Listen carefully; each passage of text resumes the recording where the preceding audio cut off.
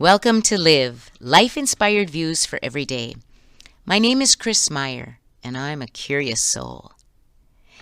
There was a class of nursing students taking a chemistry exam. The final question on the exam was, what is the name of the woman who sweeps the floors in our building? When the students were turning in their exams to the professor, one of them asked, is that final question going to count toward our grade? The professor replied, absolutely. Every day you will come upon people who need to be noticed. They need to be noticed by you. That student learned something that day that she never forgot. She also learned the woman's name was Dorothy. We all know people who are invisible to most of those who pass them by. Sometimes they are invisible because of the nature of their job. Sometimes it's because of who they are.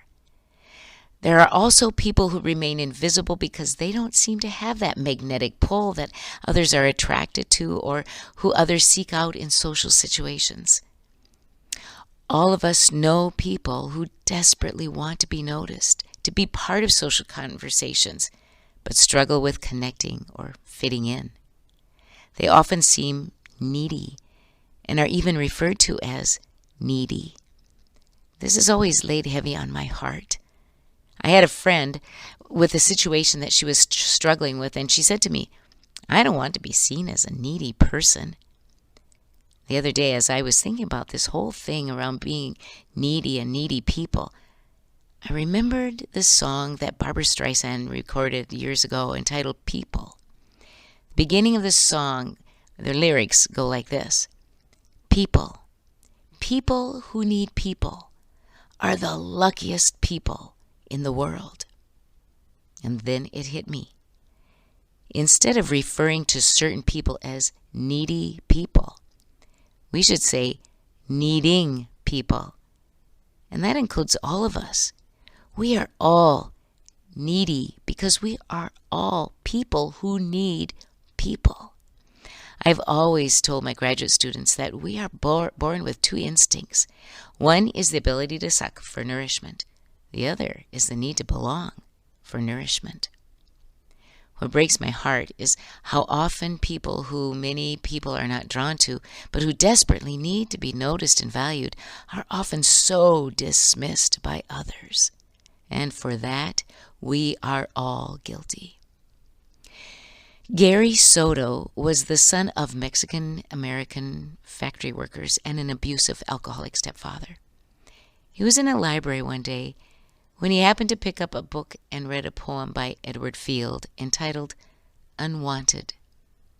The last stanza read, warning, this man is not dangerous, answers to any name, responds to love, don't call him or he will come. Gary Soto thought, that is exactly how I feel. Unwanted. The line in that poem that caught me was responds to love. Our instinct to belong drives our response to love. Keeping that from others who so want to be noticed, to be valued, to be wanted, can be cold and cruel.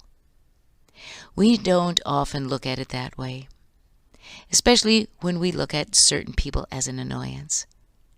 So what if we reframed them in our minds to be the Gary Sotos who feel unwanted, to be the Dorothys silently sweeping the floors of a building while all the important people rush by? What happens when we stop and simply say hi, give a compliment, ask a warm question, and think what it must feel like to be in their shoes? Today, make a note that says, notice those unwanted or invisible people. And then put that on your mirror. Then open your eyes and your heart. Join me next Monday for Live, life-inspired views for every day. I'm Chris Meyer, and I'm a curious soul.